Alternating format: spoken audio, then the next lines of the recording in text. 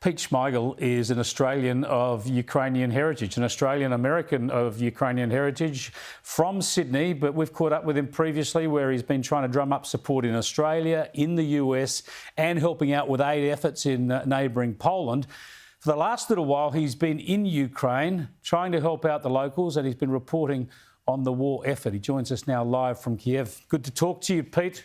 Tell us that you're keeping safe. Chris. What's life like for you across Ukraine at the moment? Oh, I'm in Kyiv, and in Kyiv, it's a very metropolitan, very cosmopolitan place, very modern, and it feels entirely normal and safe here. But the situation outside of Kyiv, which your viewers will remember was recently liberated by the Ukrainian army, defeating the Russian forces here, the situation outside of here is distinctly different. It's still very much an active war.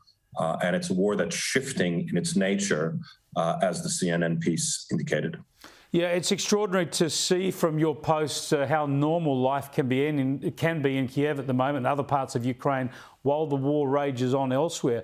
You've written for the next Spectator Australian magazine about the use of drones. Now, the drones have been incredible in the coverage of the war. They've allowed people to see around the rest of the world some visions of horror about what this war has done to Ukrainian cities and landscapes. We're looking at some of that now.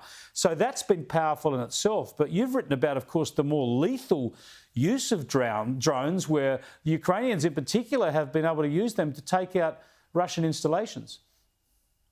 That's correct. And when your viewers look at those images, they should remind themselves that this isn't a war about some sort of occupation or military objectives. It's an imperial war. Putin has said that now, and genocide is one of the tactics of that war.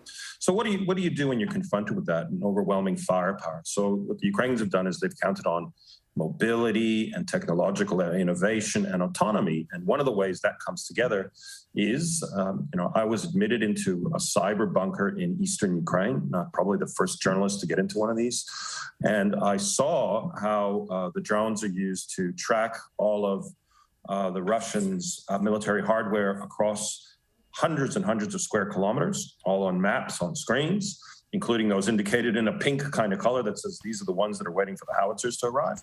But until the howitzers arrive, they're using their ingenuity. So, for example, building drones from materials that you can order on the internet and building bombs with, simple C4 explosive for $500. And I saw in live time how one of these drones was flown about 2 kilometers out, targeted at BTR, which is a Russian armored personnel carrier, and destroyed a $1 million armored personnel carrier using $500 of cleverness and ingenuity. And that gives me hope about where this war is going. Is yes, the Ukrainians are outgunned enormously, probably 1 to 10 other estimates, but they've shown in Kyiv and Kharkiv, those battles that they won, that sometimes sheer will and sheer smarts can beat brutality.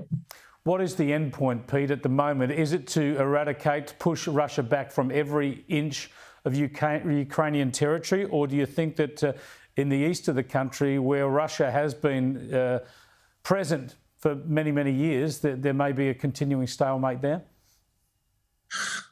There can't be, because, again, ethnic cleansing is part of the modus operandi here. And if we basically say, let's just return to the pre-war kind of conditions, sections of eastern Ukraine should belong somehow to Putin, the reality is we're writing off millions of people's lives. So that cannot be morally tolerated.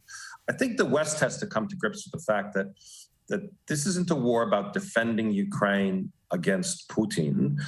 This is a war for the West to defend itself against a total change to the global security order and to food prices and to oil supply. The West actually needs to get serious that, whilst it doesn't want to put boots on the ground, the Ukrainians are their partisans by proxy in a global fight against Putin. And we need to adopt a new goal that says regime change in Moscow.